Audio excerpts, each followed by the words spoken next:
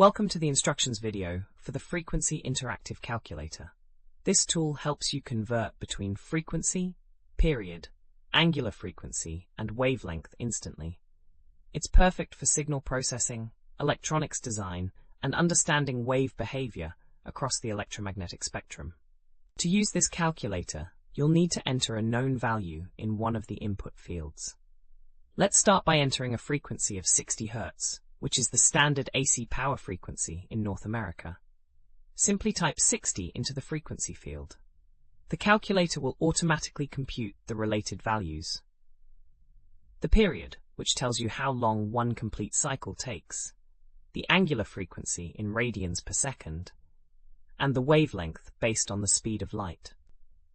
You can also work backwards by entering a known period or wavelength to find the corresponding frequency.